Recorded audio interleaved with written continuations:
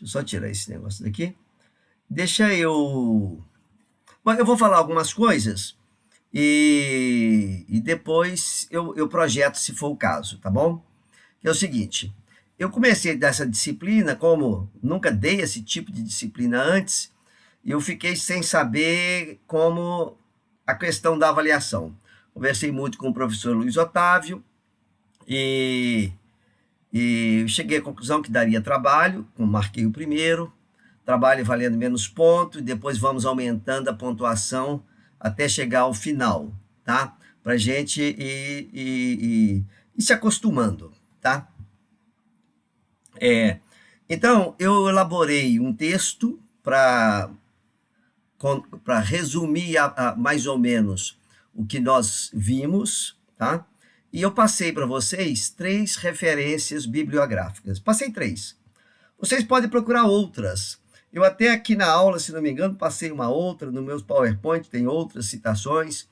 Ou seja, esse tipo de disciplina, como qualquer outra, né? Cada livro que você pegar vai estar escrito uma coisa. Você pega um livro de orgânica, tem um tipo de reação. Você pega outro, tem outras reações, tá? Então aqui é a mesma coisa. Mas na aula, eu resumi de uma forma... Boa noite, Tavinho. Boa noite, Luiz. Boa noite. Estou fazendo aqui uma conversa inicial sobre o trabalho, tá? Esclarecimento. Ah, beleza. Beleza. Vou desligar a câmera. Fica tranquilo. Desligar a câmera. Fica à vontade, tá? Então, eu elaborei aquele documento orientando. Aquele é um documento, deixa eu aqui compartilhar, tá? Esse é um ponto importante que eu chamo a atenção, tá? Compartilhando a minha tela, né? Deixa eu ver. Não, mas não é isso. Ui, coisa. Eu estava com ele aberto aqui. Tá aqui, ó. Avaliação tá aqui, tá? Deixa eu compartilhar o documento. Confirma para mim que está sendo... que vocês estão observando o documento. Tá sendo visualizado, professor. Ótimo, ótimo. Então, a primeira coisa que eu peço sempre, gente, tem que pedir, porque, embora não fosse necessário, você recebeu uma orientação, um documento qualquer, tem que ser lido. Porque eu gastei 3 horas, mais de 3 horas, para elaborar esse documento. Por quê? Porque eu pensei, eu discuti, então tem que ser lido. Foi elaborado com cuidado, tem que ser lido com atenção. Tá? Aquilo que é elaborado sem cuidado não merece atenção. Eu tratei isso com muito cuidado, tá? E discuti longamente, inclusive, troquei ideia com outros colegas. Bom, então aqui você tem o primeiro trabalho valendo 10 pontos, data de entrega 8 de janeiro, tá certo? Já coloquei isso no Moodle e vou explicar para vocês. Aqui eu faço um pequeno resumo, tá? E daqui tem uma nota importante. O trabalho não deve ser uma síntese de absolutamente tudo que nós discutimos. Nós discutimos muita coisa. Em 2 páginas, você não consegue botar aquilo tudo que nós discutimos. Seleciona aquilo que você considera relevante, o grupo, tá certo? E apresente, apoiado na leitura. Então, 2 páginas, você vai citar lá umas 3 referências bibliográficas, tá certo? Ou que seja, você não vai citar uma página de referência bibliográfica, tá?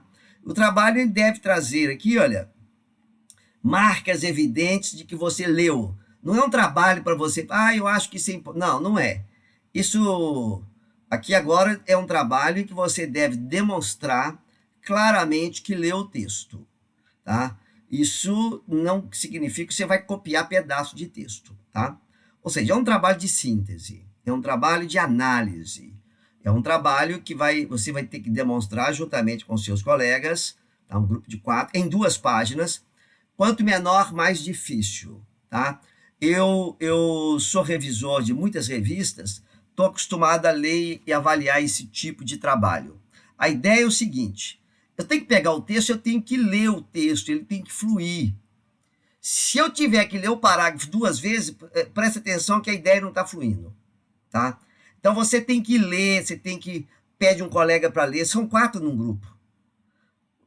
tem que ler e o pensamento tem que fluir. Não pode haver um parágrafo e no parágrafo seguinte você simplesmente mudar de assunto sem conexão com o primeiro. Um texto ele tem que ter um parágrafo introdutório, onde você estabelece o cenário que vai ser discutido, depois você desenvolve o tema ao longo de mais alguns parágrafos, e o parágrafo final é um parágrafo conclusivo. A que conclusão você chega após discutir e apresentar as ideias de vários autores e a sua própria análise crítica? Percebe? Então é um texto de análise e reflexão. Análise, síntese e juntamente com reflexão, tá? Então, não adianta querer copiar pedaços colados, porque a leitura mostra claramente quando tem pedaços colados. O texto tem que fluir, tá certo? Essa é a ideia. É um trabalho fácil? Claro que não. Claro que não é um trabalho fácil. Aqui eu ponho, é importante que essas instruções sejam seguidas de modo que o trabalho tenha uma estrutura coerente e apresentável de forma profissional. Observa a palavra que não está colocada aqui, sobrando, profissional. Vocês são estudantes de nível universitário e, obviamente, que vocês devem sempre se portar... Luiz. Oi. Licença, Oi. professor. Eu acho que a sua internet está meio travando aqui, pelo menos para mim, para vários alunos aqui, travou quase tudo que o senhor falou. É mesmo? Uhum. Quem que está falando aí? É o Gustavo. Ô, Gustavo Casimiro. Olha, deixa eu ver, não há algo que eu possa fazer, é claro, posso repetir. Se o seu trabalho ficar bom, será que dá para tentar enviar ele alguma publicação até antes do congresso? Vamos lá. Eu vou responder essas perguntas. Estão me ouvindo, gente? Voltou normal? Como é que tá aí? Agora voltou, agora eu tô de boa. Olha, eu estou em casa e praticamente não uso internet em casa, eu sempre trabalho no departamento. Mas não dá para eu ficar lá agora até às 11 da noite. Tá? Então é isso. Vamos lá. Eu mandei as instruções lá para vocês. No momento, tudo bom. Tá. Eu mandei as instruções, leiam, por favor. O professor Luiz Otávio, que me ouve, ele tem muita experiência nesse tipo de disciplina e eu troquei ideias com ele. Então, essas minhas orientações, elas são para ser seguidas por quê? Porque é importante que vocês aprendam a seguir essas orientações. Tudo que vocês forem fazer, pedir uma bolsa de iniciação científica, apresentar um trabalho TCC, apresentar um trabalho em congresso, um resumo de congresso, um trabalho, tudo que vocês forem fazer, vai ter regras, vai ter normas. E aqui eu também não posso receber um trabalho de 10 páginas, um trabalho de 1 página. Como é que eu faço para comparar? Porque a nota desse tipo de trabalho é simplesmente comparativa. Comparativa é o seguinte, é subjetiva. Eu vou ler o texto e vou dar uma nota. Pronto. É assim que funciona. Diferentemente de que quando eu coloco uma reação química, eu coloco lá um alqueno e ponho para você tetróxido de ósmio com água oxigenada, você sabe o que vai dar, qual que é o produto. Tá? Você pode até errar a estereoquímica, mas aí você acerta o produto. Imagina que vocês sabem o que é. Vai dar um diol. Tá? Agora, esse diol vai ser cis ou trans. Enfim, tem maneiras e não tem muito por onde errar. Aqui é um trabalho em que você vai fazer um ensaio. Tá? Um texto. Então, tá ali as instruções, 2 páginas. Eu falei 2 páginas. Então, a pergunta, quem que me perguntou? Westwetzer. Ele perguntou... Ciro. Ciro, professor. Ciro. O Ciro pergunta, folhas 2 e 3 deve conter o texto e a referência. Tem folha 4? Não tem folha 4, tem folha 3. Percebe? Então, leiam, é o que está escrito. Pode até ser que exista alguma dúvida. Caso exista alguma dúvida, não há problema. Mas está escrito, na folha 2 e 3, deve ter o texto e deve ter as referências. Ponto, acabou. Não tem folha 4 para você botar referência. Está entendido? Outro detalhe, está em azul que eu botei. Ele deve ser enviado em PDF, não me mande outro formato, porque costuma mandar outro formato e eu não consigo abrir. Deve ser em formato A4, margem normal, vocês sabem como faz isso, fonte Times New Roman, número 12, espaço simples. Aí espaço 1,5, não, espaço simples. Margem normal, não me põe a margem menor nem maior. Por que é isso? É assim que funciona a vida fora do banco escolar. Nossa vida funciona assim, e essa disciplina, ela tem o objetivo não só, qualquer disciplina, não é essa, qualquer disciplina, de formar vocês para serem profissionais, tá? Então, como nós teremos que escrever, que façamos isso de uma forma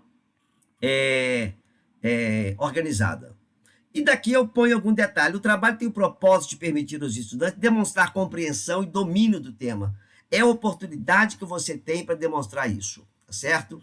O texto deve ser conciso, escrito com clareza, em linguagem técnica, empregando corretamente regras gramaticais. Eu não sou professor de português, não estou aqui para corrigir português, até porque nem sou especialista. Mas, se você me apresentar um parágrafo com 10 linhas, sem um ponto e uma vírgula, não vai dar para a gente se entender, percebe? Então, é bom que fique atento para isso. E aqui eu ponho um guia. Esse guia é para mim. Esse guia é para mim, mas é bom que você saiba qual é esse guia. O resumo tem que ser autossuficiente, ou seja, o resumo, ao ler o resumo, eu tenho que saber o que é que eu vou encontrar nas 2 páginas. O resumo tem que dizer tudo. Existem trabalhos em que esse resumo, ele é inclusive subdividido. Resumo em inglês se chama abstract, e mesmo nas revistas em português você tem um abstract, e muitas vezes ele costuma ser subdividido: introdução, material, métodos, resultado e discussão, e conclusão. Às vezes é dividido de forma assim em itens. Algumas revistas têm assim. Por exemplo, Pest Management Science, uma revista que eu publico frequentemente nela. O resumo é de 1 página quase. Nas outras, você tem lá um limite. Professor, licença de novo. Oi. Caiu de novo? De novo, se o senhor puder desligar a câmera. Ah, sim. Senhor. Vamos ver se é isso. Vamos ver. Porque pode travar, talvez trave menos. Entendeu?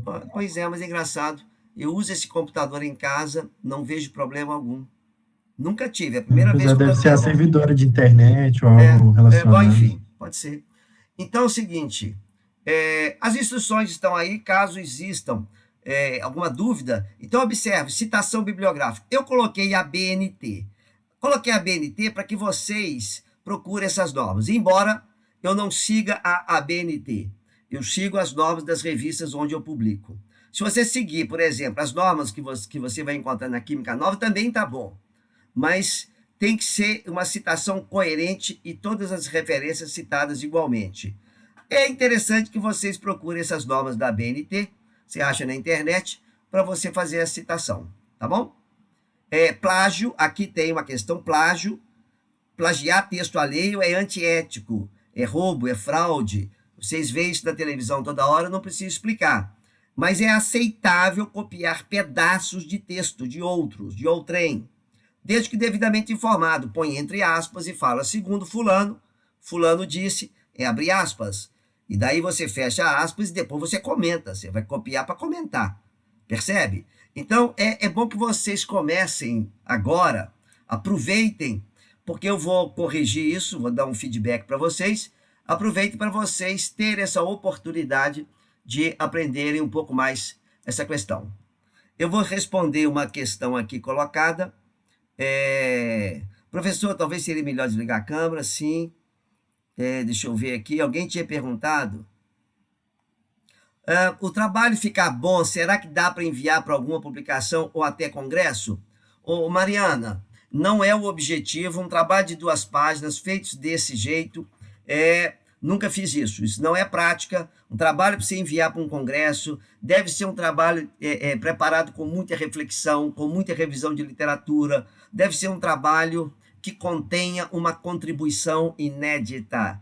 Tá? É comum em algumas áreas, eu sei, ao longo desses anos, estou cansado de ouvir alguns professores, até professor falar, né? Falta 1 semana para reunião da SBQ, eu via colegas, não aqui em Belo Horizonte, em outros locais: olha, por que você não faz um trabalhinho para apresentar na SBQ? Não se faz um trabalhinho. A gente faz um trabalho de pesquisa, um trabalho científico, um trabalho com conteúdo, um trabalho que tenha algo a dizer, um trabalho que tenha algo a contribuir. Eu não faço um trabalhinho.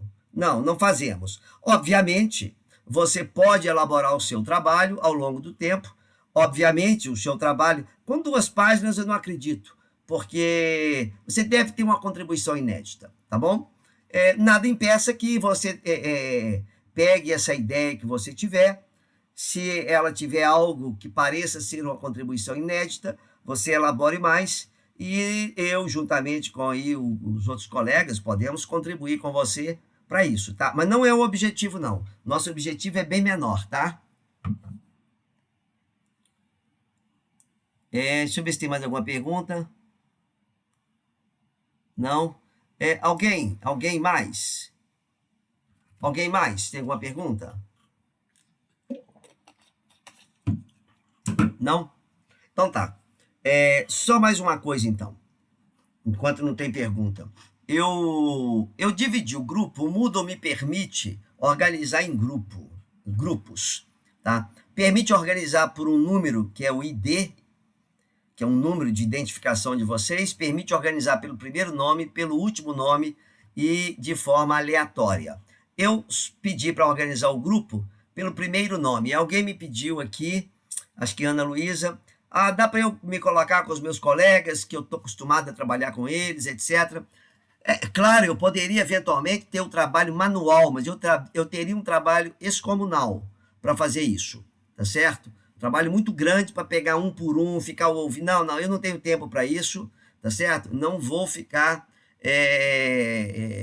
tentando fazer dessa forma. Até porque a ideia é que nós teremos 4 avaliações. 4 avaliações. Eu pensei nessas 4 avaliações, após elaborar a primeira, e eu já marquei a data, já coloquei no Moodle, tudo com antecedência, como eu costumo fazer. E a ideia é que em cada trabalho vocês trabalhem com colegas diferentes. Por quê? É importante também que vocês não aprendam a trabalhar só com 1 ou 2 colegas. É importante, quanto mais que esse trabalho é feito na internet, a comunicação ficou fácil, tá? Você comunica com qualquer pessoa na internet aí facilmente. De modo que a ideia é que vocês trabalhem com pessoas diferentes, aprendam com pessoas, com outros colegas, tá certo? Então, a interação ela é positiva para a formação de vocês. Então, os trabalhos serão feitos assim, tá?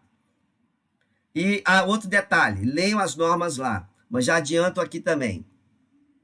Ao apresentar o trabalho, é necessário que cada integrante do grupo entre no Moodle e envie. Vai enviar um trabalho só, mas tem que clicar em enviar. Quem não clicar que não enviou, o nome não aparece lá no Moodle, tá certo? Vai ficar sem trabalho. Então, até porque isso é uma opção que eu tenho no Moodle, de o seguinte, eu só aceito o trabalho quando os 4 do grupo, de fato, apertarem o botão de enviar. Tá? Um trabalho só, é claro, para os 4. Alguma pergunta nessa questão? Pronto. Então, agora mais um esclarecimento. Desculpa, mas teve uma aula aí, ano passado, que um aluno reclamou que eu estava falando demais. Mas se eu não fizer esclarecimento, como é que funciona? Tá? Eu preparei para vocês aqui uma tabelinha. Agora estabeleci datas de tudo. Essa é a minha proposta agora. Eu tinha uma proposta vaga, que eu iria pensar nela. Eu elaborei para vocês um cronograma com os conteúdos, tá certo? Já apresentei, tinha uma data errada lá, tinha uma previsão de aula para o dia 21, eu reformulei isso, vou colocar novamente no Moodle, mas no diário de classe eu já coloquei as datas corretas, tá? Eu havia colocado uma aula no dia 21, e daí estava sobrando um dia de aula. Corrigi isso, foi só datas.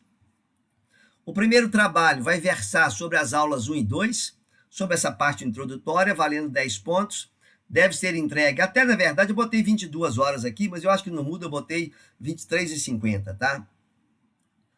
Você tem essa data para entregar. O segundo trabalho vai versar sobre os capítulos, sobre as aulas 3, 4 e 5. 25 pontos, tá? Até no dia 25, tá? Essa aula termina uma semana antes, então já saiba que você já vai ter que ter. Terminou a semana, você tem mais uma semana para concluir o trabalho, que eventualmente eu vou dar aí com as 2 semanas de antecedência. Mas o conteúdo vai ser esses capítulos, essas aulas, tá? E o conteúdo vai ser algo parecido com o que nós estamos fazendo no primeiro. O primeiro, em função desse resultado, aí a gente baliza melhor o segundo. Mas é uma ideia essa, tá? O terceiro também é em grupo, 30 pontos, aumentando gradualmente aqui. E a última vai ser, eu estou pensando exatamente nisso. Agora é o seguinte, qual que é a última prova? A matéria toda, é claro. A disciplina termina, a disciplina ao final, alguma coisa tem que ter sobrado. O que sobrou? Qual que é a sua análise de tudo que você estudou? Tá?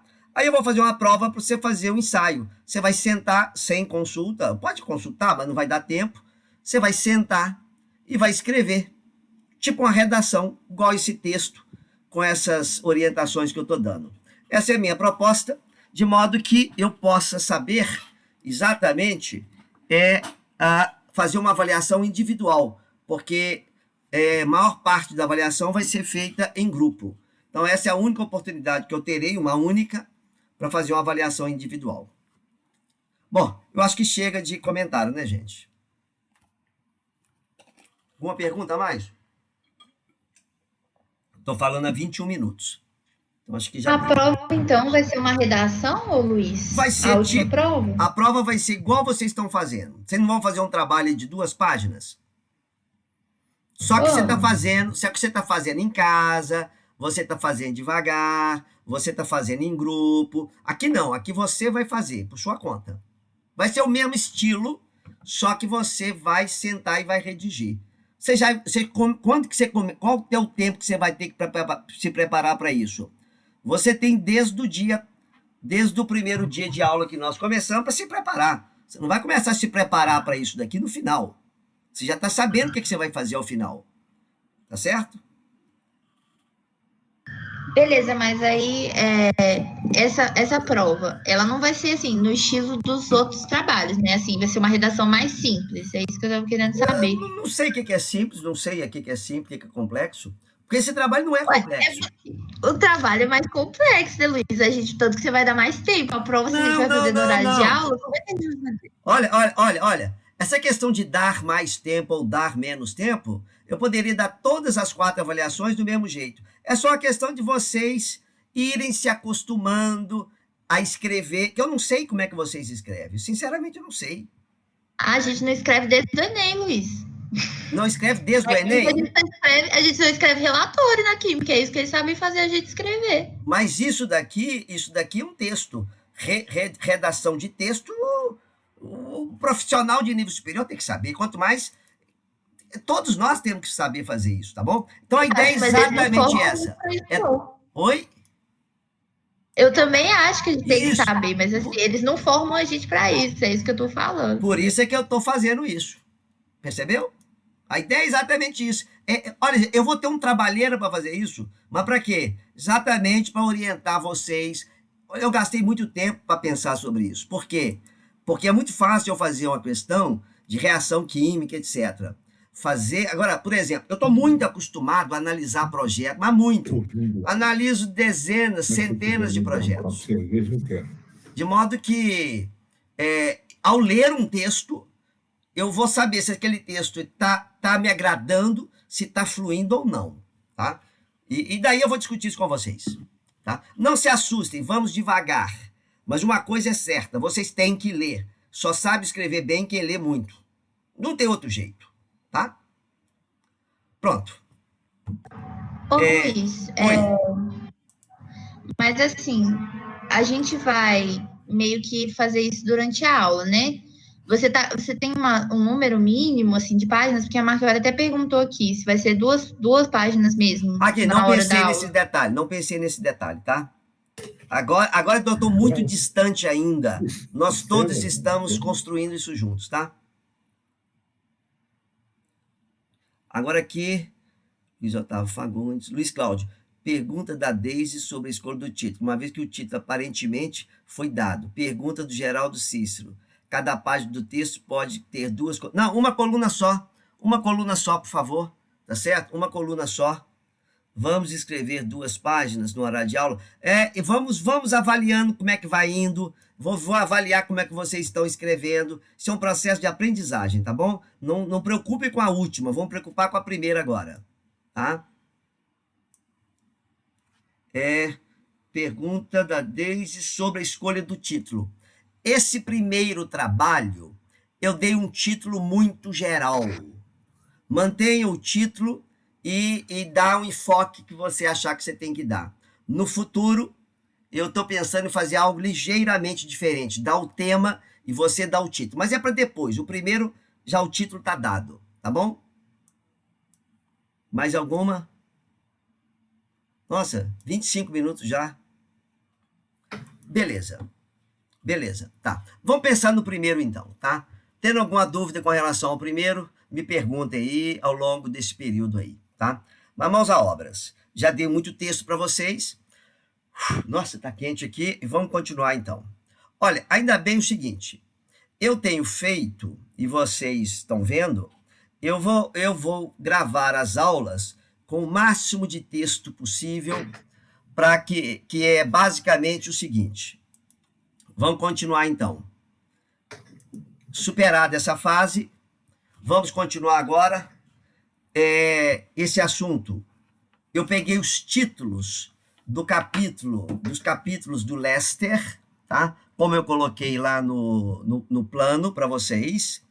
Essa aula de hoje, ela corresponde ao capítulo 13 do Lester. O professor Luiz Otávio, gentilmente, tá? E traduziu parte deste capítulo, gentilmente disponibilizou, e eu passei para vocês, apenas parte, tá? Eu, como professor, eu não tenho que fornecer livro para vocês, nada disso. Agora, obviamente, material que eu tiver disponível, eu forneço. O Lester tem várias cópias na Biblioteca da Química, é só vocês agendarem, pegarem. É claro que não tem uma cópia para cada um, então aí vocês, entre vocês, verifiquem como é que vocês fazem, tá? O que eu não posso é piratear o livro, embora eu não sei qual que é a questão dos direitos autorais, tá? Sinceramente eu não sei, porque é um livro muito antigo, disso eu não sei. Mas enfim, parte do capítulo está disponível em português, tá? A outra parte não. Então, vocês vão ter que ler esse conteúdo, a parte de afinidades, de alguma maneira em algum local, tá? Mas eu fiz aqui um resumo do livro. Esse aqui é um livro pequenininho, eu ia mostrar aqui na câmera, mas eu fotografei aqui, mostro para vocês. É um livro que é um livro até de custo muito baixo, tá? Escrito por essas professoras, tá? E que são todos especialistas em história da ciência, tá? Os grandes nomes aqui no Brasil. É um livro muito fino. É um livro de 130 páginas, de modo que ele não dá nada com profundidade. Assim como também passei a referência para vocês aquele outro livrinho, que esqueci o nome aqui agora, tá? Esse aqui também, ele mostra basicamente o percurso. Ele trata muito bem, percurso. Ele mostra uma sequência. E esse percurso é mais ou menos igual em todos os livros, tá bom? Não varia muito, não. Mas como está em português, eu passo aí a indicação para vocês, tá? Mas observe que ele é bem resumido, tá? Mas é um livro, uma leitura muito agradável, tá? Vale a pena, tá? Bom, olha, é claro que eu não posso aqui agora, me resta apenas 1 hora, e eu não posso, nessa 1 hora, resumir o capítulo inteiro. Eu fiz o resumo, eu gravei isto, dividi em 2 partes, disponibilizei para vocês. Por quê? Porque seria importante que, nesse momento, a gente discutisse as ideias de um modo geral. É o que eu vou tentar fazer aqui, contar essa ideia de um modo geral. Eu fiz um pequeno resumo aqui, para que a gente se localize o seguinte, olha, o que vem nesse capítulo aqui? A ideia é essa, o que eu vou tratar nesse capítulo? Nós estamos tratando, então, do século XVIII, tá? Nesse período, a química ela estava crescendo muito. Você tinha pesquisas sendo realizadas em vários países da Europa, França, Inglaterra, Escócia, Alemanha, Você tinha pesquisadores fazendo os mais diversos tipos de trabalhos com substâncias sólidas ou minerais, que nós viemos posteriormente a chamar de inorgânicas, a química dos ares, assim chamado, ou seja, da atmosfera. Isso tudo era objeto de estudo. Tá? O que ocorre é que nesse século XVIII começa a haver, então, são tantas descobertas que começam a aparecer teorias para explicar essas transformações. Como que os compostos são formados? Como que eles são transformados? Tá? Agora, o importante aqui, eu queria ter feito uma transparência para vocês, não fiz. Seria um trabalho muito legal, mas não vou passar tanto trabalho. Começa a ter ideias de trabalhos. Que seria o seguinte, olha, no capítulo 13, nos capítulos 13, 14 e 15, nós falaremos do século XVIII. São 3 capítulos aí, tá? São 3 aulas. O Lester põe cada capítulo aproximadamente 10 páginas, tanto suficiente para uma preleção de 1 hora. Mas só que é o seguinte, o século XVIII ele não está descolado do calendário. O século XVIII, tá? O que está acontecendo no século XVIII é uma consequência do que vinha ocorrendo antes. É uma consequência muito grande do que ocorria no século XVII. Ah, Luiz Cláudio, mas você não falou do século XVII. Sim, mas se eu falar do século XVII, o que está no século XVII é o que está vindo do século XVI. E vai por aí. É o que eu coloquei para vocês naquelas primeiras aulas. Onde que nós começamos? Em que ponto que nós começamos? Tá? A história B, tá? A história B, o conteúdo programático dela está previsto começar aí no século XVIII. Por quê? No século XVIII vai acontecer, no final dele, tá?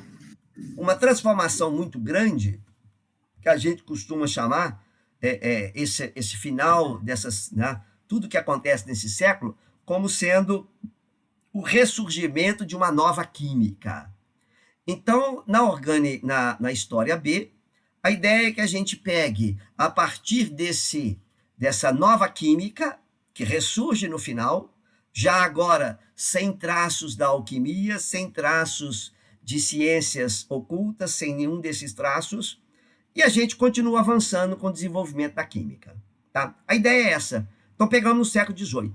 Então, aqui, eu vou comentar alguma coisa, eu digo porque é o Lester que comenta. Eu, basicamente, dou voz ao que está no texto, no capítulo 13 do Lester. Tá bom? Então, muitas dessas transformações, eu não vou ficar lendo aqui, tá, gente? Eventualmente eu vou ler, mas, basicamente, na minha fala, quando eu gravei isto, eu fiz uma leitura comentada. Aqui eu vou comentar mais do que ler, porque se eu for ler tudo, acaba que eu gasto tempo demais. Bom, sei lá. Enfim, o fato é que, nesse século, vão acontecendo essas transformações todas, esses desenvolvimentos, tá? Mas esse século ainda tem resquícios do 17, tá? E começam a aparecer muitas teorias para explicar a formação dos compostos. Mas 2 delas são as mais influentes, flogisto e afinidade. Observa que eu destaco aqui que fica fácil de você enxergar o que é importante. Então, nessa aula, dedicar-nos-emos ao estudo do surgimento e significado dessas 2 teorias. Claro, de uma forma também bastante sumária. E eu concluo, né, que no apagar das luzes do século XVIII, com a descoberta do oxigênio, que vai ser algo importantíssimo, a química será reformulada e renascerá. Então, é por isso que nós começamos no século XVIII.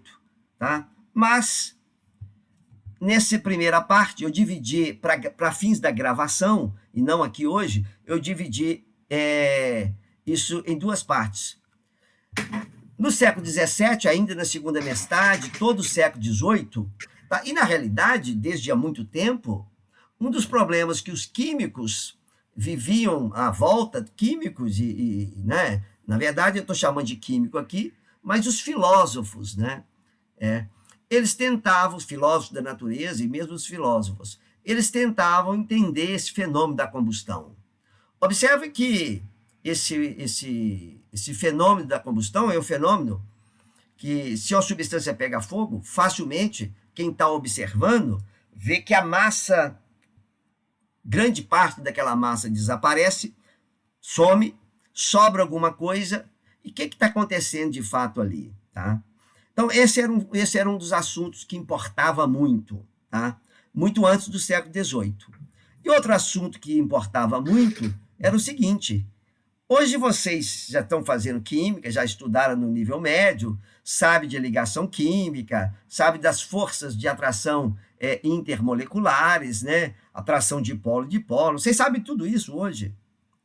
Mas era o seguinte: o que mantinham os compostos unidos? Esse era um outro tema de grande interesse.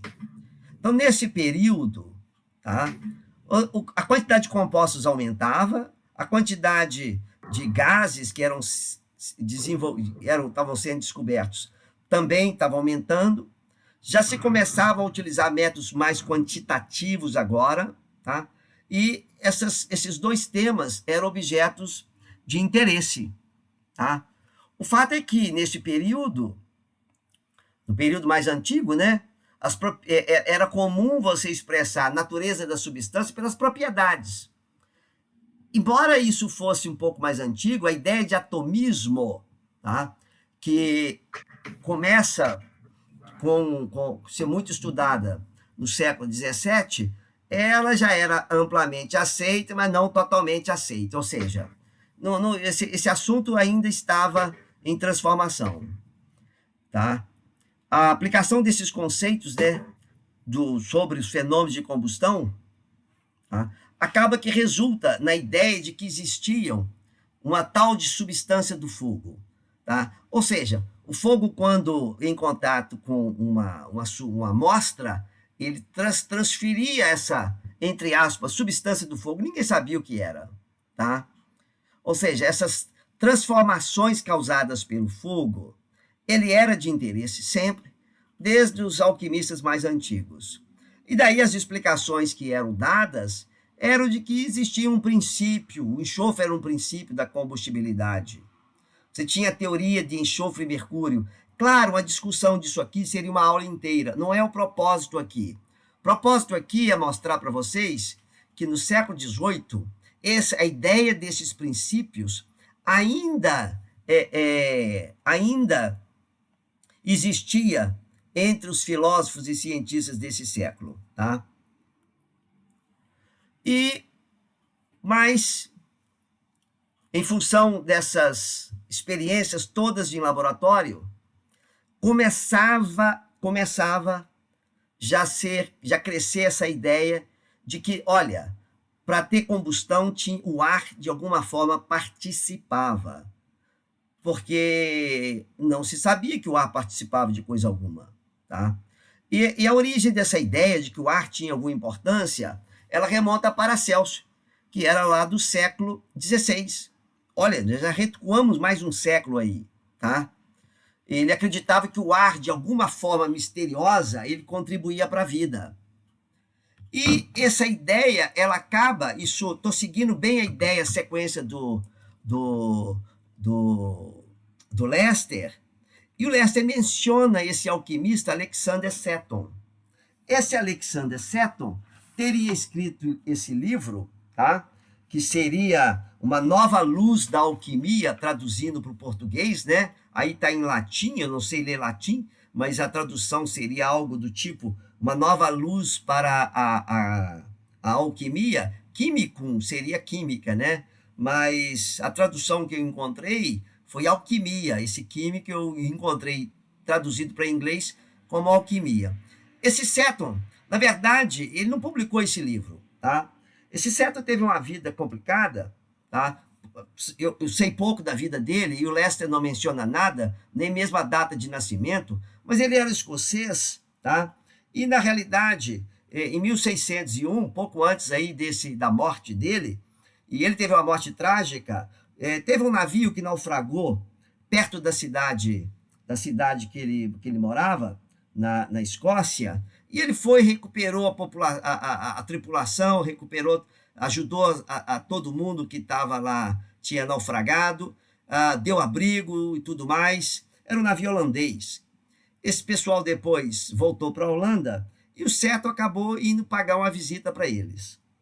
Nisso ele cisma de apresentar, fazer uma demonstração da transformação em ouro, converter lá chumbo em ouro.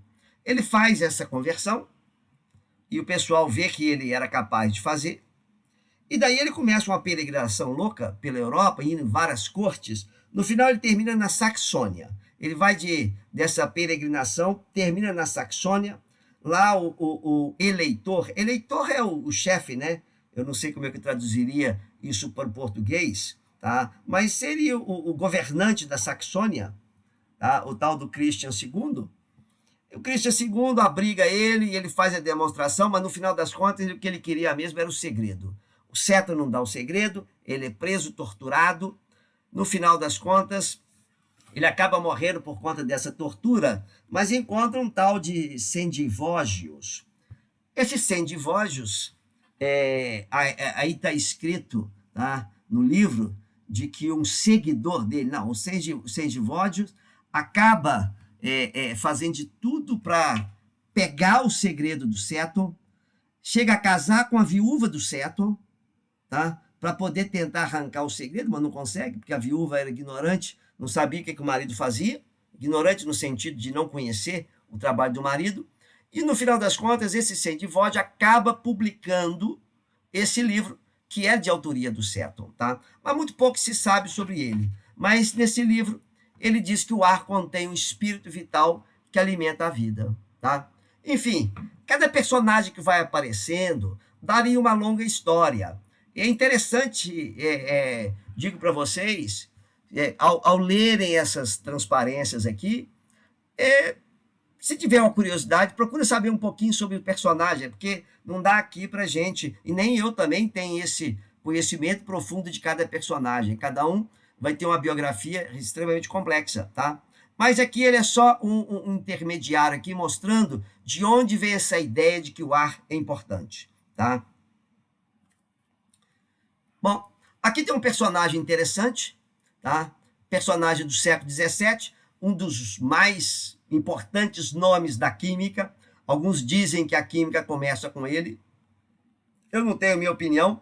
Se eu tiver que escolher aqui qual é o nosso Newton, eu não sei quem seria, tá?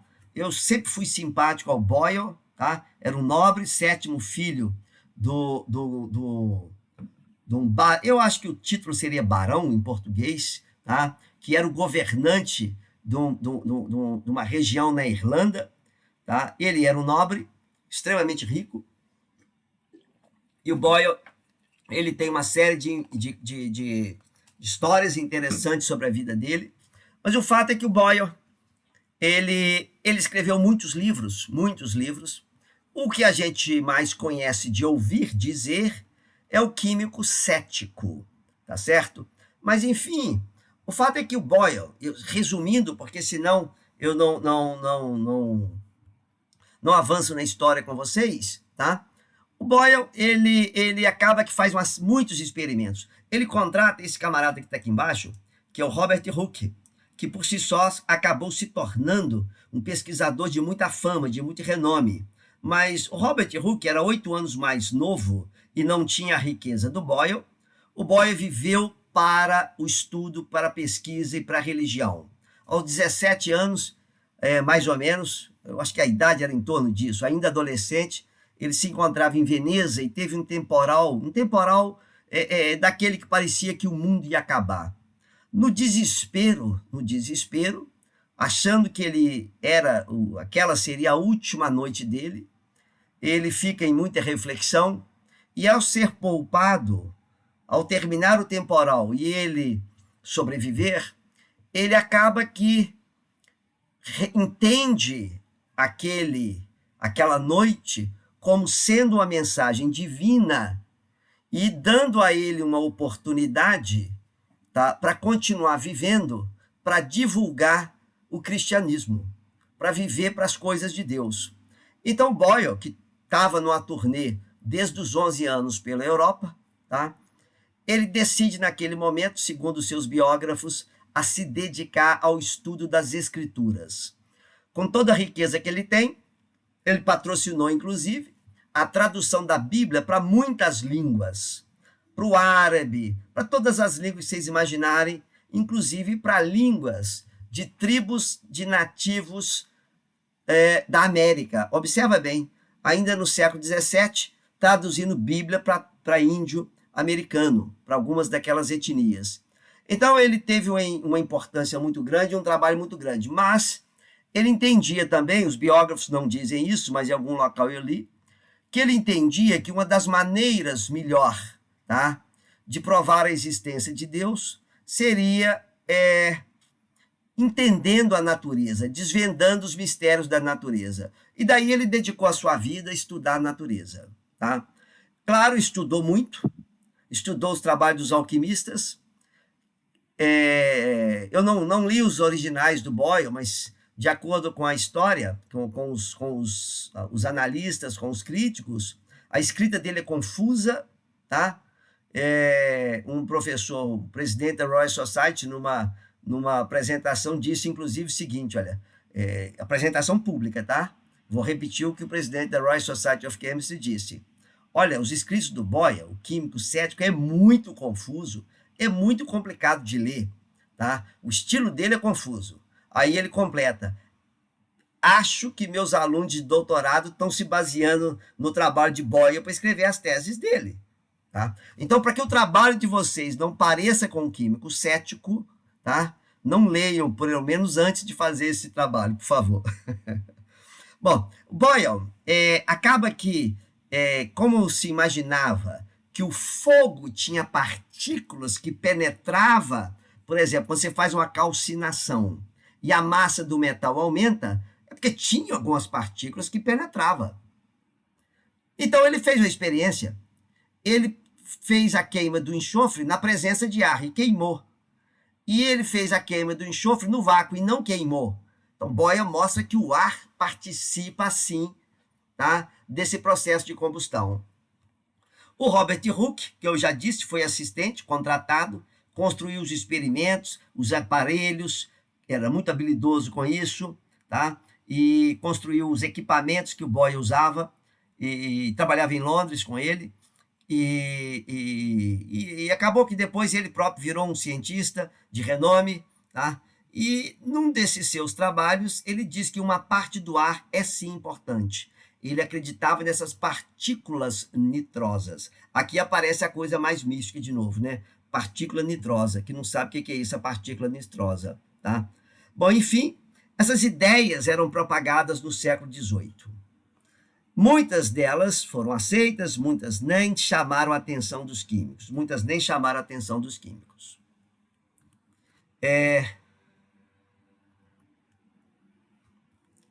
Que agarrado aqui.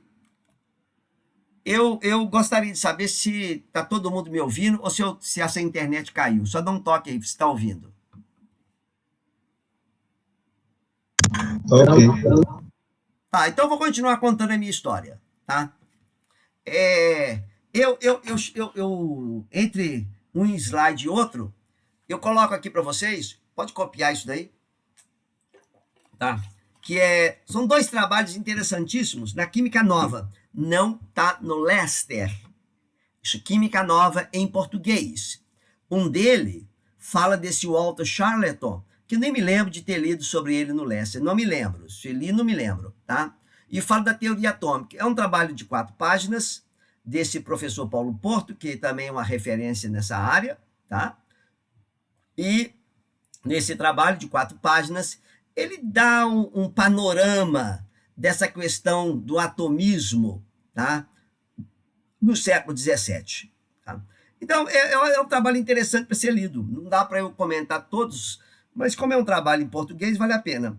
Esse outro trabalho, de 2006, a Química Newtoniana, ele fala mais ou menos o que está no capítulo do Lester, mais ou menos, mas ele tem uma informação importantíssima que no Lester não conta.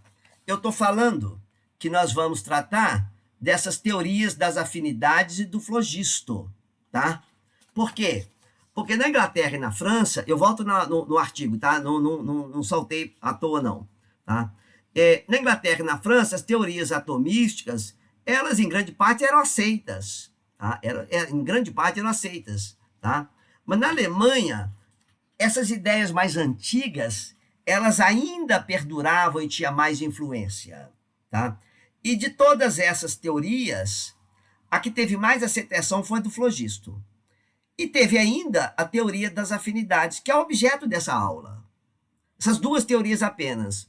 Tudo que eu estou falando é para mostrar para vocês que o século XVIII, ele não começa no ano... Tudo bem, ele começa no ano, tá? No ano 1, mas, na verdade, o que está acontecendo, os personagens que estão participando aqui, alguns nasceram no século anterior, tá? Alguns nasceram e trabalharam totalmente no século XVIII, mas as ideias vieram do século XVII, vieram até lá do Paracélcio. Mas das duas principais ideias, tem a teoria do flogisto e a teoria das afinidades.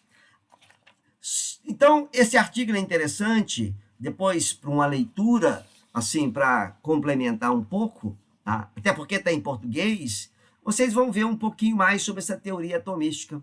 Agora, esse artigo da química newtoniana, ele é interessante pelo seguinte, o Lester não menciona nada, nenhuma palavra sobre Isaac Newton. Vocês conhecem Isaac Newton, estudaram as leis de Newton, mas quem aqui sabe que Newton foi alquimista? Tá? Queria que vocês respondessem aí. Sabia que Newton foi alquimista? Que a maior parte dos escritos de Newton, grande parte desses escritos, estavam relacionados com alquimia. Ele era mais jovem que o Boyle. Boyle tentava fazer ouro também, tá? E correspondeu, chegou a corresponder com Newton. E o que ocorre é que o desenvolvimento dessa teoria das afinidades teve muita influência pelos trabalhos de Newton. Mas por que o Lester não menciona? Creio eu que pelo seguinte, esse livro do Lester ele foi escrito em 56. Os trabalhos alquímicos do Newton foram descobertos, assim, digamos, descobertos, modo de dizer, vieram à luz em 1936, quando John Keynes é John Maynard Keynes, que era um grande economista britânico, famoso, reconhecido, criador da macroeconomia.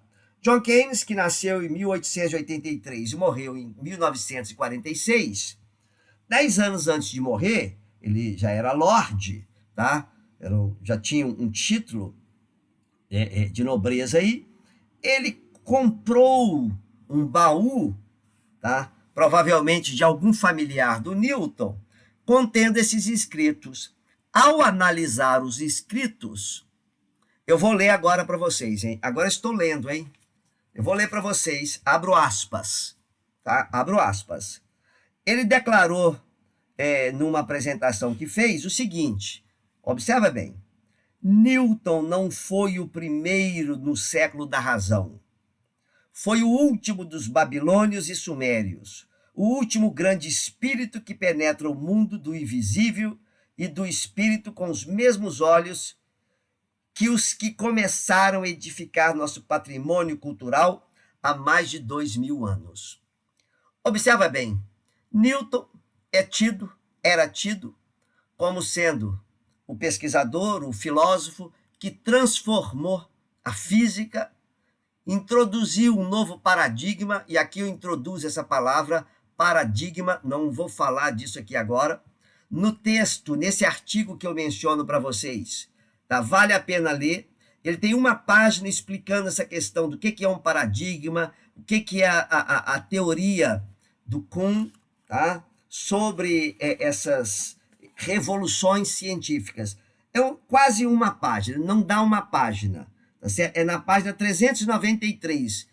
Eu peço que vocês leiam essa página 393 sobre essa questão das revoluções científicas. Depois, tendo dúvida, a gente conversa. Mas, enfim, o fato é que, após a Segunda Guerra Mundial, quando a Segunda Guerra acaba, esses documentos, eles passam, se não me engano, tá? Não tenho certeza, se não me engano, estão nos arquivos em Cambridge, na Universidade de Cambridge. E eles começam, então, a ser estudados no final dos anos 40, quando Lester escreve, não tem nada da influência da teoria newtoniana sobre as afinidades, tá? Mas Newton, ele publicou um livro que chama Ótica. Nessa Ótica, ao final, na terceira parte da Ótica, ele publica uma série de questões que são perguntas que ele não tem resposta, mas que ele sugere alguma explicação. E cada vez que uma nova edição da Ótica era publicada, ele aumentava o número dessas questões, que em inglês se chama query. Então, a questão 31, que é a última questão, é uma questão que trata da natureza das substâncias. E foi essa questão 31 que teve uma influência muito grande, tá? No desenvolvimento dessas teorias de afinidade, tá? A questão 31, Newton diz, eu vou só pegar um pedacinho aqui para vocês, olha. Deixa eu ver se eu pego um pedacinho da questão 31. Ela tem um certo tamanho, né? Eu vou ler só um pedacinho para vocês, tá? Da questão 31. Esse artigo da Química Nova, mas tá um artigo assim, uma leitura fantástica, uma leitura gostosa, tá? Vale a pena, porque a ideia vai fluindo, para vocês verem como que o autor vai fluindo com as ideias, tá? Ele diz o seguinte, olha, ele pergunta, né? Ele pergunta, não tem as partículas dos corpos certos poderes, virtudes ou forças por meio das quais elas agem à distância, não apenas sobre os raios da luz, refletindo-os e infletindo-os, mas também umas sobre as outras, produzindo grandes fenômenos da natureza? Ou seja, Newton atribui a formação dos corpos a algumas virtudes de atração, tá? E ele foi criticado, obviamente, porque quando ele aparece com essas virtudes, esses princípios ocultos, claro que isso era criticado, tá? Mas quando ele fala que tem uma atração, aí surgem algumas pessoas querendo quantificar, querendo colocar números nessa atração. É o que nós vamos ver, é o que vocês veem nesse capítulo, tá? Enfim, deixa eu ver aqui. Eu costumo dar uma parada, mas eu não sei. Acho que eu vou continuar contando o caso. Alguém quer me interromper? Vou continuar contando a minha história. Eu fiz um parênteses aqui, porque no meu slide eu não falo do Newton. Eu não falei do Newton porque eu segui bem o Lester e fiz questão de fazer esse comentário. Porque essa é a maneira como eu vejo, sabe? Talvez só pode ter sido isso. Os documentos não tinham sido analisados ainda. Essa análise, ou seja, a influência da questão 31 não tinha sido ainda analisada. Mas se vocês pegarem um livro da Bernadette Bensot de Vansan, que eu incluo na referência bibliográfica, que também tem esse tópico lá. Lá ela comenta dessa questão 31 do Newton, que foi algo importante, mas que havia ficado à época que o Lester escreveu esse livro. Esse trabalho ainda não tinha sido analisado e não tinha sido... O fato é que ele não menciona, tá? Bom, enfim. Feita essa pausa sobre o Newton, eu continuo com Lester. A teoria do flogisto, que é o que nós vamos falar agora, então são duas teorias, flogisto, tá? A do flogisto, ela se origina com as ideias desse Johann Joachim Becker. Obviamente que, eventualmente, eu vou pronunciar de forma errada, que eu não sou fluente em alemão, nem latim, nem a única língua que eu falo mais ou menos é inglês, tá? Então, e a grafia também, ela aparece diferente em função da fonte, em função da tradução, tá? Mas, enfim, essa teoria chamada teoria do flogisto, ela se originou com as ideias desse Johann Joachim, não sei, Joachim seria em espanhol, não? Johann Joachim Becker, tá? Que era um alquimista e médico alemão. Era um médico famoso, claro, tá? Ele nasceu na Alemanha e faleceu em 82. Eu sempre ponho aqui, como referência para vocês, uma imagem, e sempre vou colocar aqui o período que ele viveu, para vocês terem uma noção, e vou destacar no texto sempre, tá? Em vermelho as datas, vermelho e bold, para que bate o olho, você começa logo. Ninguém vai decorar data, por favor. Eu não sei data. Ninguém tem que decorar data. Nós temos que entender o seguinte: o que acontecia, qual era a efervescência, quais eram as ideias que brotavam, que fervilhavam, quais eram as disputas no século XVIII. Tá? Bom, o Becker ele publicou um livro em 69, chamado Física Subterrânea. Tá? Eu acho que eu tenho aqui uma foto desse livro. Tá? Esse livro teve várias edições. Tá? Apenas uma descrição, um estudo disso já daria uma aula, mas, enfim, ele publicou um livro, e nesse livro ele diz o seguinte, que os corpos são, tá? Os constituintes dos corpos são ar, água e 3 terras. Tá? Aqui aparece um personagem, que é Van Helmont, século. Tá? Van Helmont está lá, a maior parte, 2/3 da vida dele foi século XVII, tá? O Van Helmont foi um indivíduo muito importante, fez um experimento muito bonito. Tá? Alguns anos atrás, um físico publicou um livro chamado Os Experimentos Mais Bonitos da Física, e os químicos nunca fazem os experimentos mais bonitos da química. Então, um escritor inglês, Philip Ball, que, bom, é um escritor científico, mas é formado em química. O Philip Ball escreveu, então, um livro que ele chama Os 10 Experimentos Mais Bonitos da Química, tá? Em resposta aos livros dos experimentos bonitos da física. E nesse livro, o Philip Ball seleciona esse experimento do Van Helmont com Pinheiro. O Van Helmont, resumindo, tá? Vou resumir bem aqui. Na minha fala lá gravada, eu acho que eu conto essa história um pouquinho. Ele, para verificar a transformação de que eram feitas as coisas, ele pega um vaso de terra, põe um tanto de terra, pesa a terra bem sequinha e planta uma mudinha de salgueiro. E por 5 anos ele água esse salgueiro. Tinha água de chuva também e tal, água limpa, água bem limpa.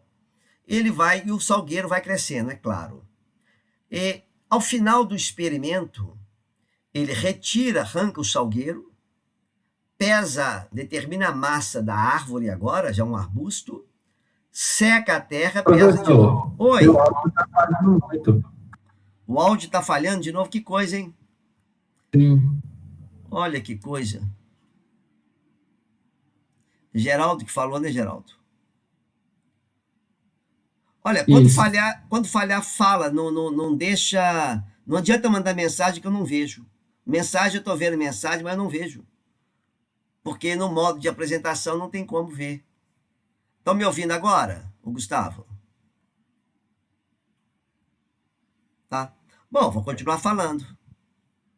Sim, mas se tiver falhando, por favor... isso, doado por Keynes. Isso mesmo, Tavinho. Vou continuar, então. Então, o Van Helmont fez esse experimento. Ao longo de 5 anos, claro, o salgueiro cresceu, a terra diminuiu um pouquinho, mas a massa que o salgueiro ganhou era muito maior do que a massa de terra que foi perdida. Ele nem considerou as folhas que caíram nos outonos, nem nada disso. Mas, enfim, ele chega à conclusão de que a água se transforma em terra. Bom, o Becker, ele mais ou menos, ele acredita nessa história, mas para ele, o importante mesmo eram as 3 terras. Por que ele não considerava a água? Eu não sei. Para mim não ficou claro, gente. Eu deixo isso claro para vocês, que eu não quero dar um salto aqui, como se eu tivesse entendido, mas da leitura o Lester não deixa claro e eu não achei outra referência que, claro, teria que ler muito mais para explicar exatamente do porquê que para o Becker a água não importa. Porque ele considerava que o ar não participava. Mas para o Van Helmont, a água era importante. Para ele, para o Becker, o importante eram as terras. Aí ele chama de 3 terras. Olha o que o cara inventa. Ele inventa a terra vítrea. Essa terra vítrea corresponde ao sal do Paracelso. Paracelso tinha aquela teoria do sal, enxofre e mercúrio. Tá? Ele, em lugar da teoria de Aristóteles, dos 4 elementos, Paracelso cria essa outra. O Becker vem e cria essa desses 3 terras. Mas no fundo, essa terra vítrea era o sal do Paracélsio. A terra pinguis, ou terra gordurosa, ela correspondia ao enxofre do Paracélsio. Ela estava associada ao princípio inflamável ou da combustibilidade. E a terra fluida, assim ele chamou, estava associada ao mercúrio do Paracélsio, que era responsável pela densidade, brilho, etc. Ou seja, isso é tudo muito, me soa tudo muito alquímico. Pelo menos a mim soa alquímico, tá? Soa nada, não me soa nada de atomismo aqui. É muito parecido aqui. Inclusive, o Lester e outros autores fazem essa associação. Então, esse princípio da combustibilidade, que seria associado ao enxofre, tá? Nós vamos ver mais adiante. Mas aqui é só um frontispício da primeira edição, não da primeira edição. Essa aqui é uma edição de... essa edição, a primeira foi em 69, essa aqui é de 81, esse frontispício. Vocês veem aqui, ó, ar, água, terra, tá? Eu não sei fazer uma análise, não parei para analisar essa figura, assim, não procurei uma descrição dessa figura, mas é cheio de simbolismo, né? Mas aqui vocês veem os 3 elementos, tá? E mesmo depois da morte dele, teve outras edições, tá? O fato é que, para Becker, essa terra pinguis, ela era muito presente em animais e vegetais. Então, no processo da combustão, quando um material vegetal ou um corpo de um animal era queimado, tá? Essa terra pinguis, ela saía e deixava cinza. Então, animais e vegetais eram ricos nesse princípio, nessa terra pinguis. Olha, como eu já falei, isso claramente mostra que essas ideias são iatroquímicas, tá? Mas esse camarada aqui, ó, George Stahl, 1660 e 1734, o Becker, 1682, quando morre. O Stahl nasce em 1660. Ou seja, quando o Becker morre, o Stahl tinha 22 anos, né? Ele era médico, químico e metalúrgico, tá? O Stahl, ele é discípulo de Becker, tá? Ele toma essa teoria e modifica essa teoria, tá? Só que ele teve muita influência também de Agrícola e Ecker. São 2 metalurgistas importantes. O Agrícola, eu ponho aqui um retrato dele, tá? Viveu antes, tá? No século anterior, olha, bem antes, tá? E, apesar desses trabalhos do Stahl, eu coloquei isso daqui, essa escrita é minha, eu não copiei, tá? Eu disse que é o seguinte, o trabalho dele tinha algum caráter científico, porque ele fazia os experimentos, ele tentava arrumar uma explicação que não fosse mística.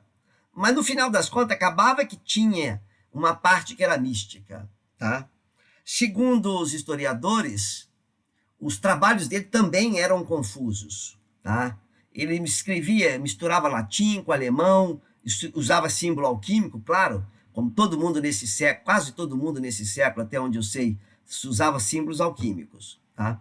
Mas, ao contrário do Becker, que achava que os animais e vegetais, que dava mais atenção aos animais e vegetais, o Stahl, ele estava mais interessado nos inorgânicos, em função dessa influência desses metalurgistas, tá?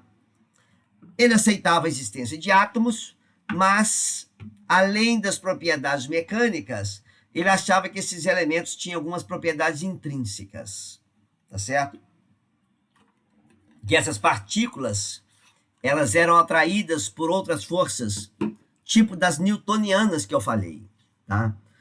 Daqui, talvez, eu acho que o Lester menciona um pouquinho dessa questão do Newton, mas não muito, né?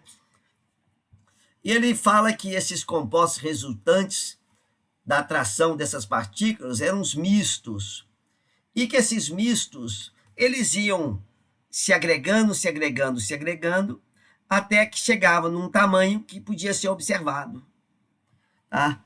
De alguma forma, esse pensamento dele também se assemelhava às ideias do Boyle. Ou seja, ele achava que os elementos originais eles nunca podiam ser isolados, porque esses partículas iam passando de um material para outro. É um pensamento confuso, mas no final das contas, ele acaba redefinindo o que o Becker chama de terra-píngues, ele passa a chamar de flogisto. Então, observa que a teoria do flogisto, na realidade, ela surge com o Becker, mas o Becker não chama de flogisto, chama de terra-píngues. E o Becker acaba que nem teve tanta influência assim, teve influência sobre Stahl. E o Stahl, então, que ao reformular essa teoria, chamando esse princípio da combustibilidade, tá, de flogisto, que do grego significa inflamável, queimado, tá? Agora, essa teoria, ele começa a dar uma forma para ela. Tá? Eu pus um fluxograma aqui que vocês vão compreender melhor. Tá? Segundo a teoria, tá, do flogisto agora ele começa a explicar. E tem lógica. Tá?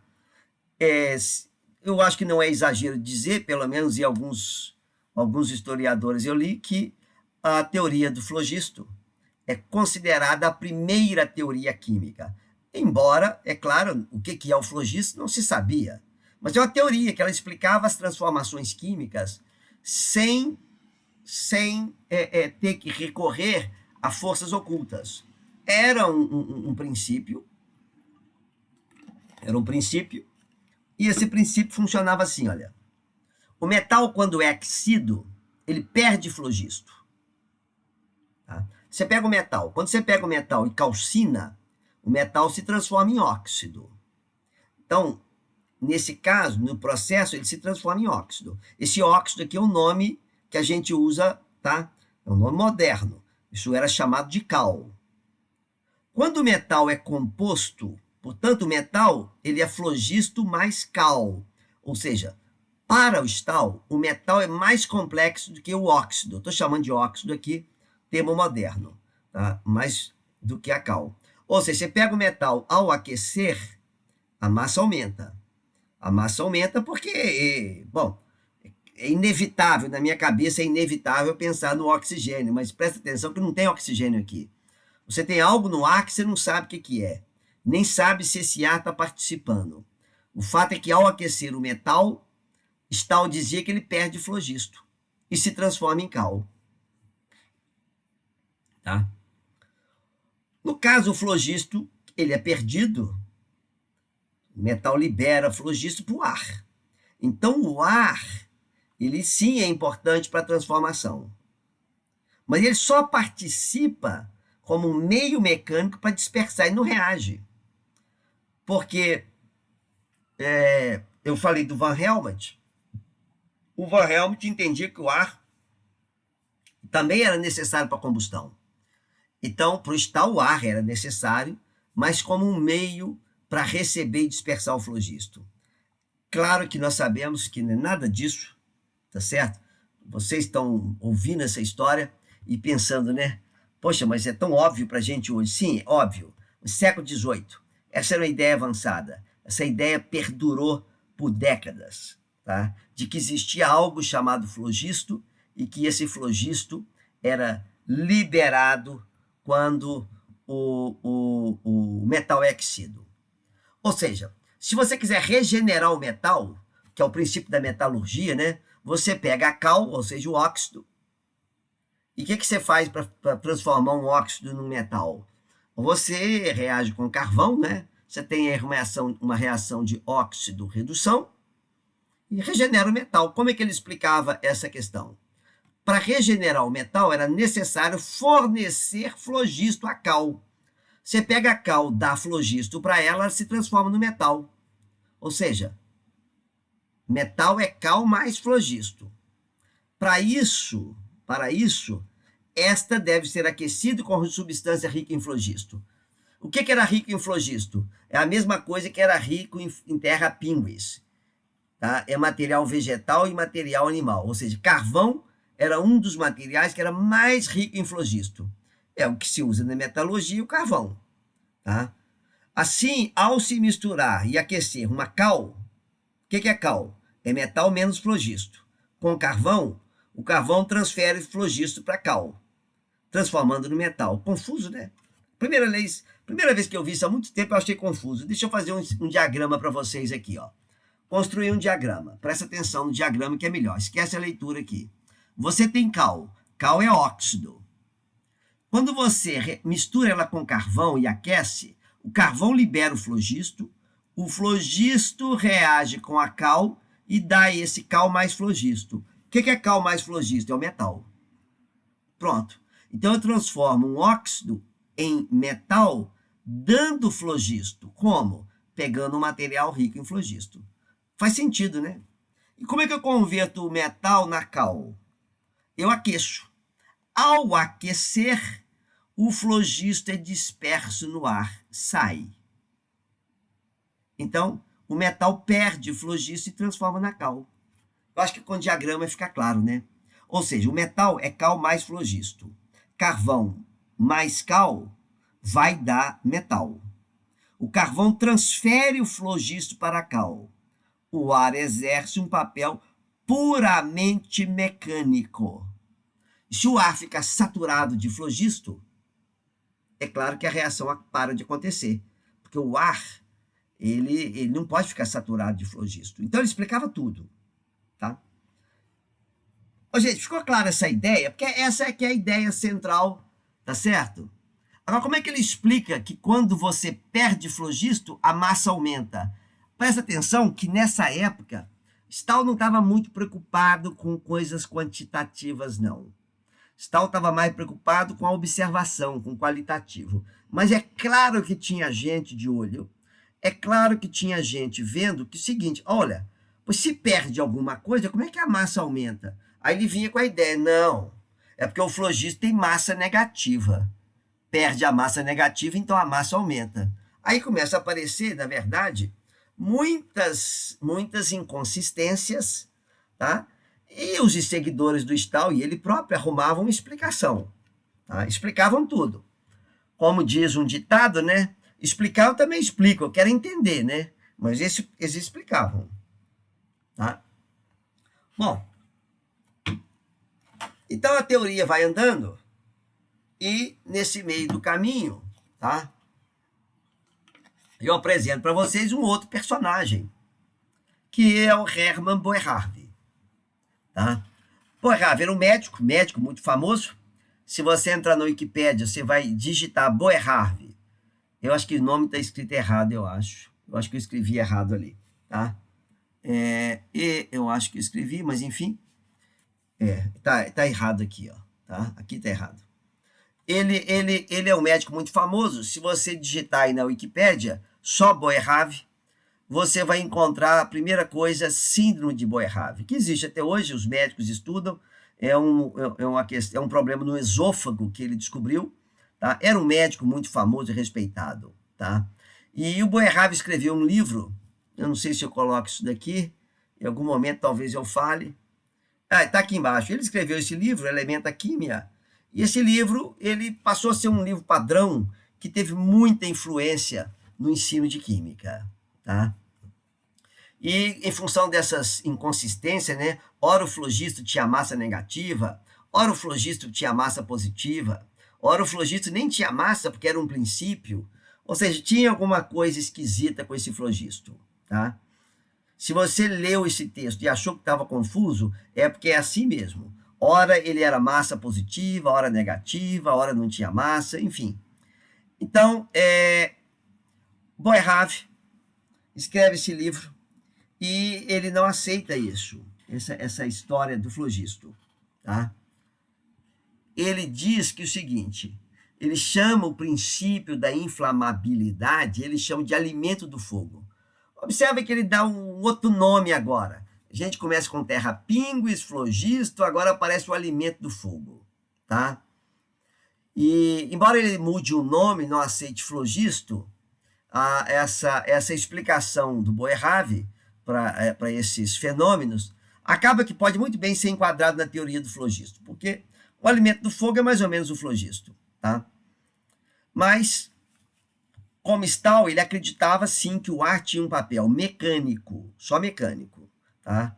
As partículas finas, né,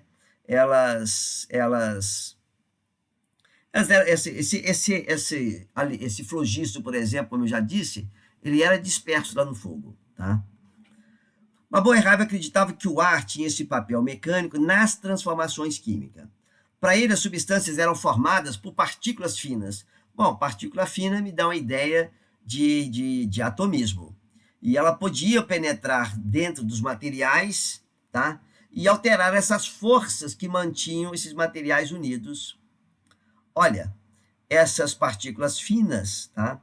Eram muito parecidas aí com a explicação que Boyle dava, tá? Enfim, você tinha dois nomes aqui, Boyle, tá? Você tinha Boerhaave, cujos pensamentos não batiam com o flogisto. Então começa a haver uma corrente contrária ao flogisto, tá? Boerhaave ainda vem ainda com uma explicação, tá? De que na dissolução de uma substância, tá? Os átomos, ou seja, as partículas da substância que será dissolvida, era misturada no solvente, que ele chamava de menstruo. Então, você vai dissolver, por exemplo, pensa aí na cabeça de vocês, dissolver sal de cozinha em água. Você vai dissolver esse material sólido, ele é formado, tá, por partículas. E essa substância, então, ela se mistura nesse menstruo, que geralmente é um líquido, tá? Essas partículas vão empurrando as partículas da substância dissolvida, ou seja, o menstruo, e mantém esses átomos suspensos no solvente. Mais ou menos com o processo de dissolução que a gente conhece. Pelo menos é como eu enxergo. Tá? É claro que não se tem essa ideia do átomo, das substâncias, das fórmulas que a gente tem. É uma explicação meio vaga. Mas essa força que mantém essas partículas suspensas, Boerhaave introduz o termo afinidade. Tá? Então, ele agora aparece com essa palavra afinidade, tá? E, paralelamente à teoria do flogisto, essa teoria das afinidades, aqui tem um da afinidades, né? Erro de português aqui, digitação. Essa teoria das afinidades, ela começa a se desenvolver, começa a ter adeptos, tá? Em contraposição à teoria do flogisto. Tá? Então, nesse ponto aqui, Boerhaave aparece com essa ideia, ou seja, para ele uma reação química nada mais era que uma solução. E o que acontece durante um processo de dissolução? As partículas da substância que será dissolvida, né? Ela mistura com esse solvente, tá? E as partículas do solvente, ou seja, do menstruo, vão empurrando os átomos aí do soluto e separando eles. E mantém eles suspensos por meio de uma força, que ele chama de afinidade. Aqui eu chamo a atenção de que o termo afinidade, eu não, o Lester, né, não sou eu, Lester, relembra que a palavra afinidade já tinha sido usada, tá, séculos atrás, muitos anos antes, 1250, por esse alquimista, Alberto Magnus. Tinha sido encontrado também nos escritos de Geber, século início do século IX. Só que nessa época, essa afinidade envolvia a intervenção de forças ocultas.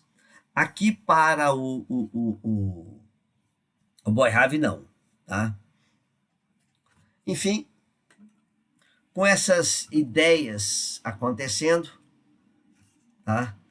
Afinidade, flogisto, tá? Os químicos começam a pensar o seguinte: deve ter um jeito de fazer isso de forma quantitativa. Se tem força de atração, deve dar para a gente medir essa força, tá? E daí uma das primeiras tentativas no sentido de quantificar essa atração foi feita por Etienne François Geoffroy, químico francês, médico. Observe que todos são médicos, né? Tá? Então, Geoffroy, bem aí no início do século XVIII, tá? Isso foi bem no início do século XVIII. Ele publicou uma tabela de afinidades, tá? E aqui, olha, eu vou ler o que Geoffroy escreve para vocês. Se duas substâncias que têm alguma disposição para se unir uma à outra são unidas juntas a uma terceira, que tem mais afinidade por uma das duas, ou seja, você tem AB, A está ligado com B. Você junta C. Se C tem mais afinidade por A ou por B, tá? A terceira, que é C, se unirá a uma das duas, ou a A ou a B, separando A de B. Eu falei A, B, C, porque fica mais fácil de vocês pensarem em termos de uma equação química. Mas é o que Geoffroy está falando. Você tem duas substâncias, AB, A unido com B. Você acrescenta C. Então, se C tem mais afinidade por A ou por B, ele separa A de B. E Geoffroy, então, publica essa tabela aqui. Tá? Nessa tabela, deixa eu ver as horas. É chato falar demais da conta, mas vocês não falam nada, então eu continuo falando. Tá?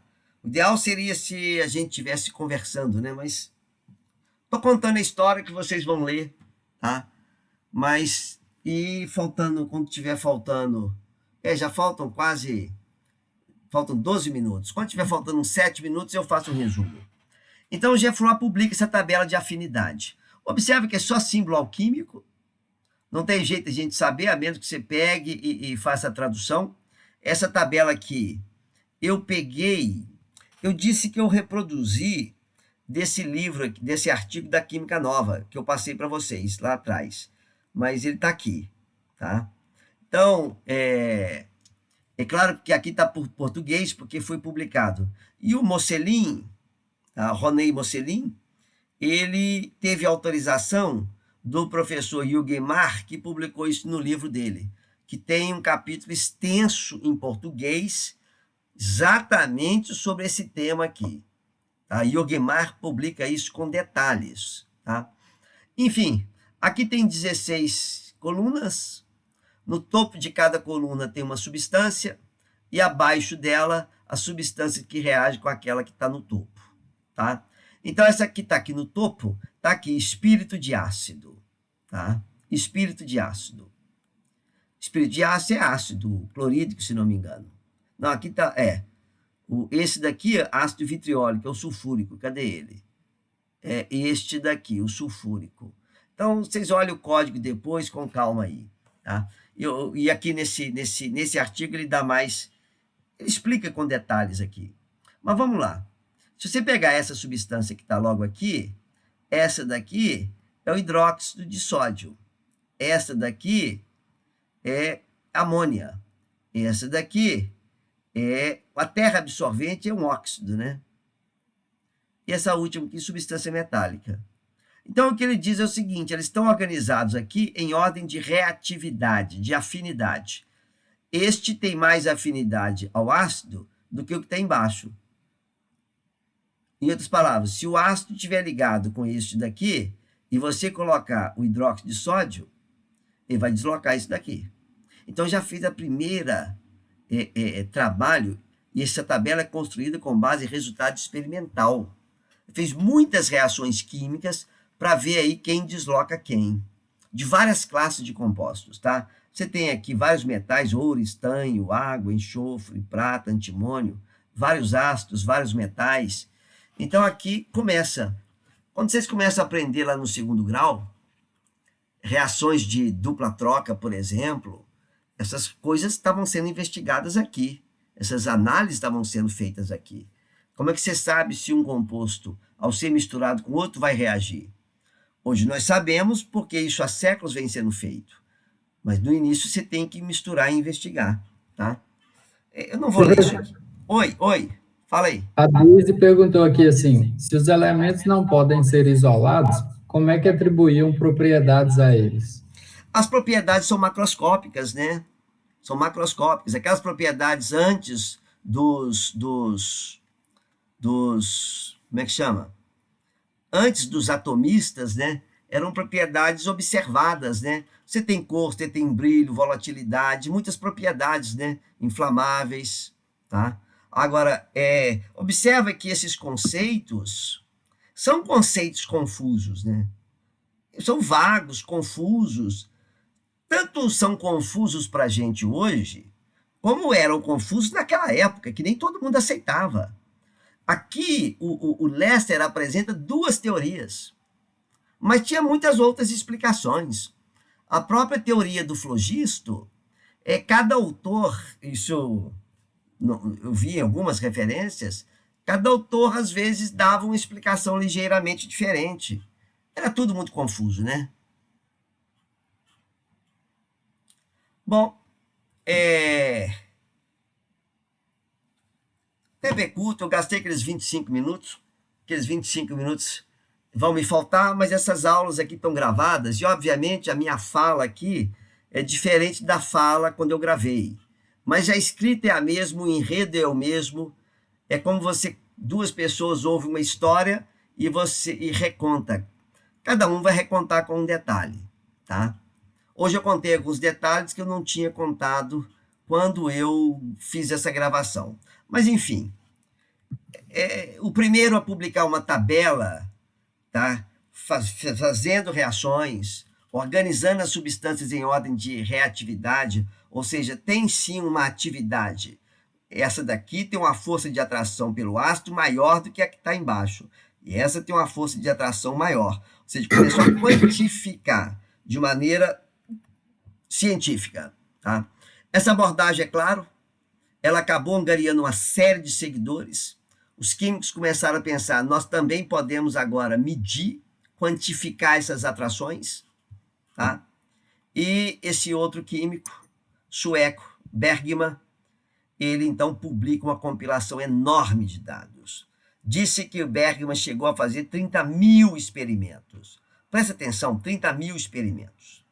Eu fico pensando aqui, eu não sei se ele teve assistente para fazer, provavelmente teve, porque para fazer 30 mil experimentos, às vezes eu peço para algum aluno de pós-graduação repetir uma reação, faz 2, 3 vezes, já está cansado. Às vezes você tem que fazer 10, 20, 30 vezes. Tá? E até hoje funciona assim. E quando dou alguma palestra, eu costumo pegar um exemplo de uma reação que um aluno meu chegou a fazer 20 condições diferentes. Para mostrar o seguinte, quando você encontra alguma coisa no livro-texto, você pega um álcool e desidrata o álcool, põe HCl, aquece e desidrata. Sim, mas como é que o cara sabe que com HCl vai funcionar? Não necessariamente vai funcionar. Usou trietilamina, funcionou. Não necessariamente vai funcionar. A química continua funcionando do mesmo jeito, você tem que fazer experiências. Tá? E o Bergman chegou a fazer mais de 30 mil experiências, publicou uma tabela aqui que eu não espero que ninguém leia. Tá? Essa tabela eu peguei desse livro do professor Jürgen Mark, que eu falei para vocês. Esse livro dele, nas páginas 441, 468, ele só trata de afinidade. São 27 páginas desse assunto em português. Tá? Se vocês conseguirem um livro, é uma boa leitura, tem em português. Tá? E é só símbolo alquímico. Tá? Mas agora já teve um avanço maior nessa história da teoria aí das afinidades. Tá? E essa teoria da afinidade acaba que continua evoluindo depois, tá? Nós não vamos terminar esse assunto hoje. Eu falei que são 3 aulas sobre o século XVIII. A próxima vai ser século XVIII também. Eu ouvi algum barulho aí? Alguma tentativa de intervenção? Não, né? Tá. Bom, isso não está no como é que chama? No Lester. Lester. Isso.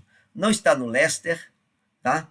Eu fiz questão de colocar essas 4 transparências que eu peguei emprestado, cedido pelo professor Filgueiras, do livro dele, que eu já passei a referência para vocês, porque alguém na aula passada me perguntou, mas vai falar de químico brasileiro, da química no Brasil? Não, no programa, se houver oportunidade, a gente comenta. E aqui eu dou um artigo para vocês, olha, quem tiver interesse, Vicente Coelho de Seabra Teles, tá? Vicente Coelho de Seabra Silva Teles, ora aparece com um L, ora aparece com 2. Eu deixei assim, porque determinado texto foi traduzido com L, outros textos com 2, e eu perguntei ao professor Filgueira, que é o grande estudioso da vida do Seabra Teles. Ele disse que em alguns textos aparece tradução assim, o próprio Teles, às vezes, ele assinava de outra forma. Então, eu deixei as duas formas, tá?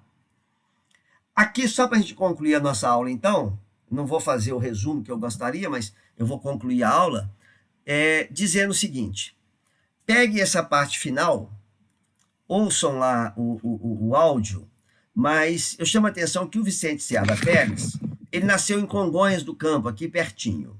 Foi para Lisboa, foi para Coimbra estudar e acabou morando em Portugal e morrendo em Lisboa, tá? E ele, depois de se graduar em filosofia e medicina, onde se formou lá em 1790, ele escreveu vários livros. Escreveu 2 livros importantes que ele chamou de Elementos de Química, parte 1 e parte 2. Na parte 1, ele publicou em 1788. Esse livro ele escreveu em Coimbra, mas só que é o seguinte, ele dedicou o livro a essa Sociedade Literária do Rio de Janeiro. Isso não deve ter agradado aos professores coimbrenses, de modo que o livro nunca foi adotado em Coimbra. Então, esse livro nunca teve divulgação, nunca teve ampla divulgação. Primeiro, que foi escrito em português, que é uma língua que ninguém lia. E segundo, que ele dedicou à sociedade aqui no Brasil. Isso não deve ter caído muito bem em Coimbra, tá? Aqui é uma cópia do frontispício da parte 1 e parte 2, publicou em 88 e 90. E aqui o importante chamar a atenção é o seguinte: Seabra Teles, mineiro, não era mineiro porque não tinha Minas Gerais, né? Mas é claro, como mineiro, eu teria orgulho de chamá-lo de mineiro, né? É meio esquisito, mas claro, ele não era mineiro. Era português, nascido no Brasil, né? E o Seabra Teles, no livro dele, ele trata da teoria das afinidades. Teoria da afinidade ou das afinidades, tá? Esse livro é um compêndio muito moderno. Ele trata da teoria, todos os ensinamentos do Lavoisier estão lá, antes ainda do Lavoisier publicar o seu tratado. Ele lia as memórias do Lavoisier, estava por dentro de todos os trabalhos publicados na época, e o seu livro é um compêndio atual. O primeiro é um livrinho pequeno, 50 e poucas páginas. O segundo, que ele publica um ano depois, ele é bem mais extenso. E no segundo livro, ele já usa a nomenclatura introduzida por Lavoisier, tá? E a nomenclatura que vocês usam, que nós usamos em química aqui, é resultado da tradução feita pelo Seabra Teles. É algo que vocês talvez nunca tenham ouvido falar, tá? Mas o que está nos nossos livros aí de química, esses nomes desses compostos, vêm dessas traduções de Seabra Teles. Eu não quero ultrapassar meu tempo, eu não vou falar mais aqui, peço que vocês leiam isso. O Seabra Teles é muito didático, tá? Ele é muito didático. Depois vocês passam com calma, quer dizer, muitos já devem ter passado, porque eu vi lá, o Moodle me permite saber quantas horas o vídeo foi assistido, tá? São 30 alunos, 1 hora deveria ter sido 30 horas. Tem lá umas 7 horas de pessoas que assistiram. Então, alguns assistiram um pouquinho, outros, não sei se alguém assistiu tudo. Mas observa aí que aí tem uma explicação detalhada, muito fácil, tá? Vocês acompanham isso daqui. Se tiver dúvida, na próxima aula eu esclareço para vocês, tá? Próxima aula eu esclareço. Bom, eu vou terminar aqui para não passar do tempo, já passei, ainda não passei, mas só quero chamar a atenção do seguinte, olha, século XVIII, a química está em plena efervescência, turbulência, muitas teorias surgindo, muitas substâncias sendo descobertas, ares, chamando assim, né, sendo descobertos, equipamentos novos, tá? Análises quantitativas, novos minerais ou substâncias inorgânicas, química acontecendo em vários países. França era um dos mais importantes. Existe um livro, deixa eu voltar aqui, parar de interromper isso daqui, só para eu me despedir de vocês. Existe um livro, só para eu me despedir, muito interessante. Existe aqui esse livrinho. Isso aqui é uma cópia facsímile, a História da Química. Esse livro ele foi escrito Isso aqui é um facsímile, tá? Ele foi escrito em 1831, início do século XIX, por esse químico que é o Thomas Thomson, tá? E o Thomson, ele escreve aqui, o livro é cheio, tem uns detalhes, uns erros até no índice, mas ele conta aqui os avanços da química na França, os avanços da química analítica, os avanços da eletroquímica, e ele conta os avanços da química na Inglaterra, e vai por aí. A parte referente aos avanços na França é a parte mais volumosa. O que eu deduzo, claro, tinha muito mais coisa acontecendo na França, pelo menos pelo volume que ele retrata aqui. Ele retrata em vários países, retrata por país. Então, na França tinha muito. Enfim, de todas essas teorias que surgiram, nós comentamos duas, tá? E, por enquanto, não terminamos o assunto. No próximo capítulo, que é o capítulo 14, a história continua e vamos ter um desfecho desse século daqui a 2 capítulos. Então, cenas dos próximos capítulos, tá? Basicamente é isso que eu queria falar por hoje. Falei demais, eu simplesmente falei demais, mas não tinha ninguém aí para me interromper.